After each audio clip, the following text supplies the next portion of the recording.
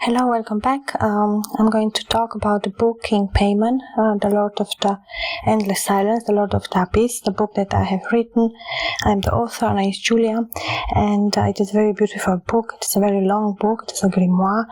It has many different notation elements, quotation. There's almost like a puzzle or some type of work that I have put together and in a beautiful book. And the story, I have spoken in different recordings about the story of the book, and I think it would be nice to talk about something new. It has passed a few days since I talked, and there is always a connotation with this thematic for me in my life as well, or moments where I think about the book or about Paimon or about the different elements that includes the book, and there's the wish to continue the story, and has to do something a lot with the paintings. There are some connotation with other recordings where we spoke about the colors or the numbers. There's always like, okay, there's numbers or the colors or the shapes or the different lines, the different forms, different aspects, so depending of course with type of art. So there's always, so to say, more elements to one painting, The same in a book. There's always more elements that enter in a book. There's not only one element. And if there is one element, it is described very detailed, One has to go in detail. That's the story. So there's always the beginning, the continuation, and then, so to say, the result or the story itself. It is a work in process. When I write the book, it is a work in process. At the same time, there comes a point where I know the shape, or I know the elements. I feel more relaxed once I know, okay, what type of book, what type of verse, and then I start to do it. And it took quite a long time because it's a very, very large book, and it has many beautiful parts of the book, of the stories in the book, and the continuation of what comes after another. There's the storyline. And the storyline is symbolized with the travel through the desert, through the story. That's like the main chapter. I think I spoke about it in the other recording as well. After you have the big introduction, which should be big. Then you have the the biggest part, which is the middle, and then the third is almost to say continuation of part one, depending what type of end, So it's always like a circle in the end. It's a complete thing, It is a construct, A book, it is contains words, or works, or different aspects. One can find many different books and many different things in many books. So we always speak about a multitude, There's always a multitude of facets or a multitude of rooms or images, In general, if one buys a painting, would like to have a second one. There's a continuation. That element is somehow important to Paimon as well in the story, and through the elements that we have spoken about through the recordings, that repeat themselves and alternate as well. And they say, well, two is correlated to the color blue or green, or one is like color yellow, or 3 is yellow, or 4 can be green, or 5 can be blue, or violet. There's always a little change in the shades as well. There's always more facets. And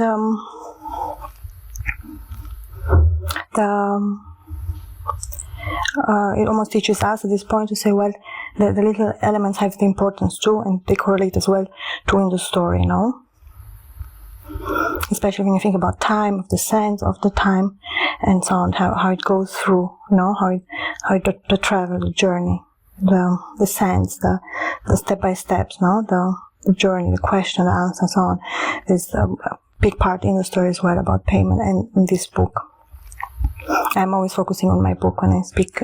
It's about this book, King Paimon, my book. So it's as the author, I almost like to offer or to give more understanding, or for me as well, the aspects of writing a book, or the aspects of a story, or the aspects of the experience of writing a book, which is very unique and very beautiful. And it depends too as well which type of book one writes, And even if it is a large book, It took me 3 months, no? So it was a very fast type of work. I was very enthusiastic. I was very concentrated on the work. No, I had lots more part-time my time, no? So I can always work every day. So I don't. It's always for me a continuation. There's always a chapter more, element more, now depending on the time. And you go then, no, after through the correction of the text. Once you have the story, it is a hymn, depends on the text you write as well, what type of if you want to write a novel, what type of novel, if it's just a story, or how long, or how the title should be, how you imagine the story, or if you get an idea, and so on and so on, no? So there's this meditative process as well. And then the time of writing the book too is somehow meditative as well, no? You have the story, you create a story, you use the words, you correct after, you bring everything together, no? And then you have the book itself, and then you can choose the cover, and it's always the element of more the decorative element, of course, in the text as well, no? To arrange it, the artistic part of writing as well, of course, the syntax, which is artistic too. If you're a writer, syntax has to be artistic, no? We don't have sentences as in necessarily in spoken language or short sentences. It is stylistical, almost like a battle, no? It's a little competitive. It has to be good, no? The writer has to, you want to prove something, you want to, even to yourself, no? You want to do this work, you want to create something beautiful, no? So there's this enthusiasmatic element of getting the story to the end. Even if, as I said, even in a large book like this, I still enjoyed it from beginning to end, no? I didn't lose the enthusiasm for the story. And almost like in time, it's even actually more. There's always more excitement. The same thing when I paint. There's the element of the first moment and the element of the colors, no, the shapes, the water, no, the things that I work with, and then it's the element of drawing, the process. And then it's the most exciting part is the third, no, the magical, and of course the painting as well. So the number 2, no, before it's finished, before it's dried, it is the creative part, is the main part. It's similar as in the book, as I've said. One can correlate to, no, but at the same time, well, it's my style. It's the way I see for me, for my paintings, and for my books. And I use some of my paintings I did use for my covers, or I introduced in the book, no, if it fits to the book, of course, and if not, I create other type of covers, and that process, no, it's a very nice one to choose. And it's almost like there is aspect of the book, no, that is like on the market. At the same time, it's the part of the book of the story. At the same time, it's part of the book of me writing it, or the experience that I had, no, or wanted to share this knowledge with other people. Maybe are interested in writing books or in general about this thematic. But for me, the most interesting or important part is the book itself, no, the creation process that I have done on the book. That's what intellectually stimulates me, now, and I enjoy always to read or have it or speak about the book. At the same time, there's always a softness, no, to the book as well.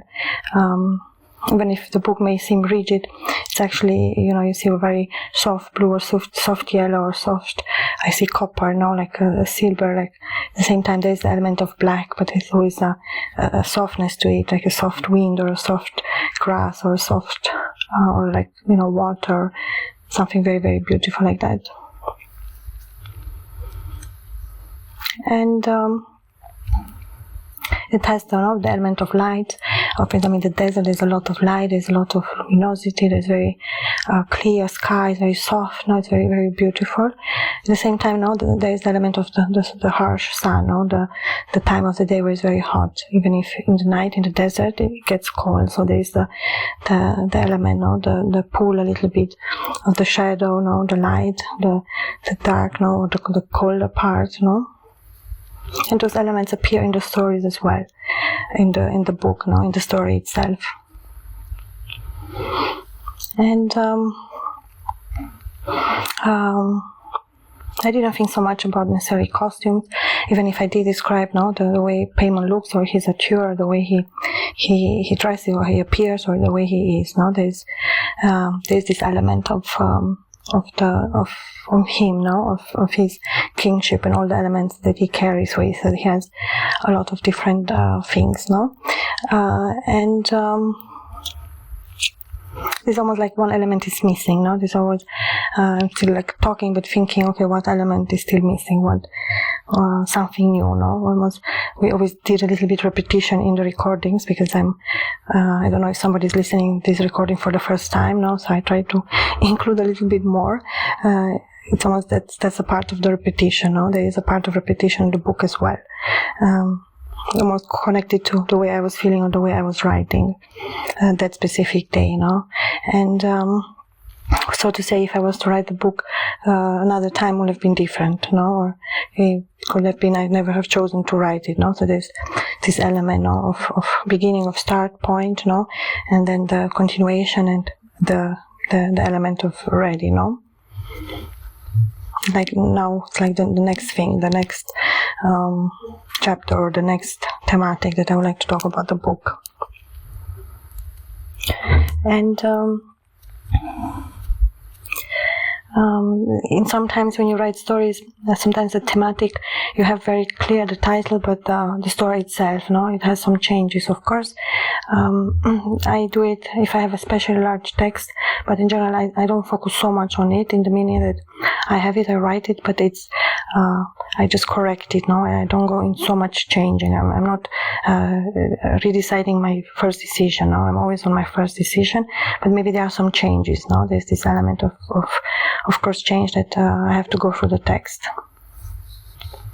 further on, to create the story. And then you say, okay, how many chapters? Do I want the book to have chapters? Do I want the book to be in one line? Do I want it to be stylistically in which form? Which words, which title, which you look at all these aspects, the linguistic aspect. Even sometimes, because I'm so good at it, I jump over it, It's almost like it's integrated in the way that I read it, I can see different aspects that I have to change simultaneously. So it's almost like here is that, because you gain the confidence or the experience. I have written many other books, and I still interested to write more and see how that develops, what other stories or what type of experiences or for myself as the author or the writer wants with the book,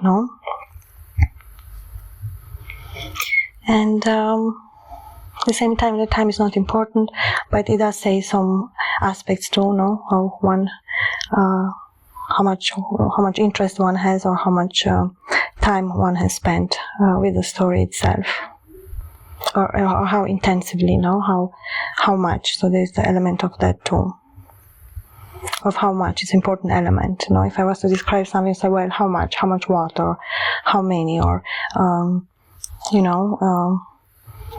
what was the environment, or what was the element, or what was the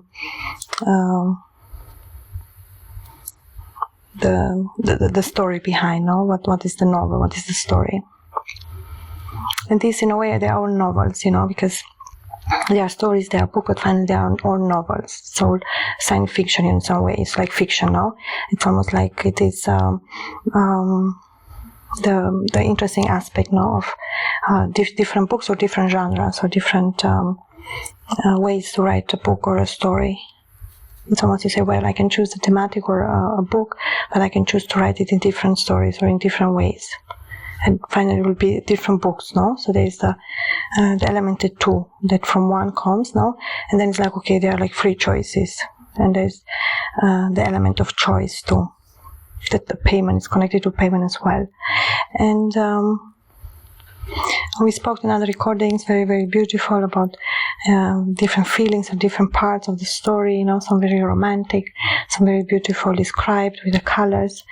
There's always like a beauty as a sensitive aspect now of the story, through the camel, through the symbolism of an animal, through the fire, through the sand, through all the beauty now, even the exercise with the mirror, which we did now. One can always continue, and I will make another recording about it as well. It is fascinating, or it is interesting, or it is helpful as well. And the best now, if one is interested in thematic, you can listen to the other chapters that I've created in the playlist, or you can buy the book. It is on Amazon. It's called King Paimon, The Lord of the Abyss, The Lord of the Endless Silence, written by Anais Giulia, and you can buy it internationally. It is, as I've said, a larger book, and it is not for a high price. It's a very beautiful book. If it is something that interests you or you like to read, you can buy it, as I said, on Amazon. Thank you so much, and I'm going to still talk, another recording, of course, about different aspects of Paimon, or different exercises that could be interesting or of help for others, or in general more aspects of the book. Thank you so much.